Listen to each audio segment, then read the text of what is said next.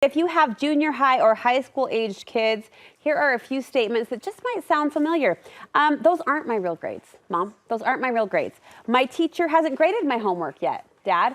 My assignment isn't really due until the end of term. Well, today we're helping you navigate all things school minus the nagging. My next guest is sharing a few things every parent can do to understand teachers and classwork better. Educational consultant Michelle Loveday is here to share a homework checklist for parents. It's a good time to educate parents at this point in the year, yeah? Yes, you just got through with parent-teacher conferences, and if you weren't able to go to those, that's fine. Call the teacher up and schedule an appointment to hear how your child's doing and what's been missing. But now that they're starting a new quarter, especially in junior high and high school, it's a good time to reset and talk to your student about the expectations and give them some empowerment on how to be in control of their grades. Love it. Older kids live and die by Canvas, and you recommend parents get on this bus too. Yes, I think it's the easiest way to track and monitor and have conversations with your child.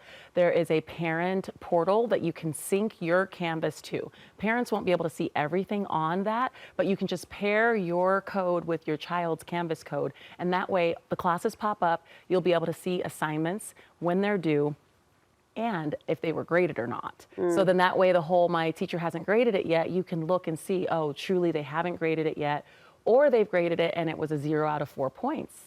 And why did they not get the 4 points? And it's a missing assignment. So you can see those pieces.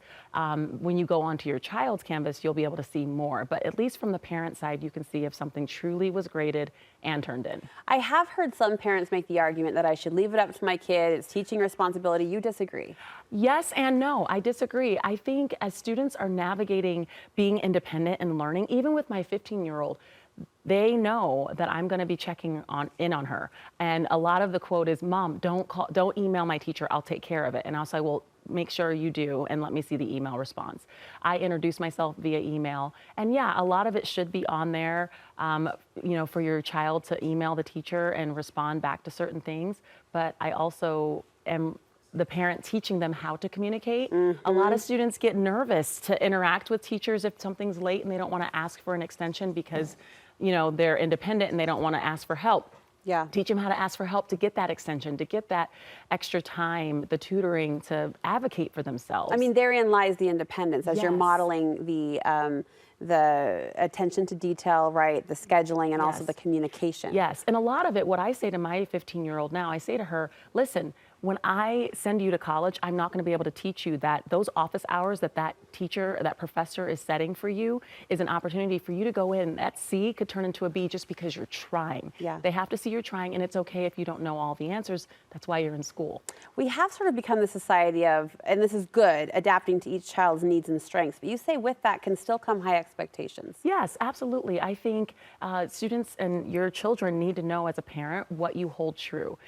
Some parents are like, we're all A's and that's it. I'm an A-B parent because I know when they transition to junior high and high school, adjusting to those schedules is something really hard. And so I do reward and pay my children because I say school is your job.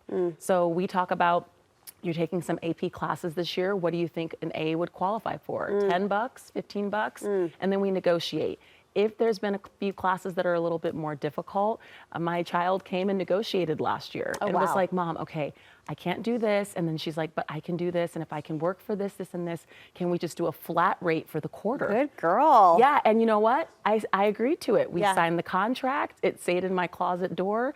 And she was able to earn that $250, which went towards a PC that she built. That's awesome. So being able to see that, yes, she got a C in that class, but it was a harder class, you know, especially for a 9th grader. And so we were able to work out some negotiations, but they know that school's their job in this home, and I reward them for that. Now listen, I hear it, I love it, and I also appreciate that everything comes down to communication, really. Yes. Between parent to teacher, parent to child, you got to stay in it, you got to stay up on it. So thanks it's for so the push. important.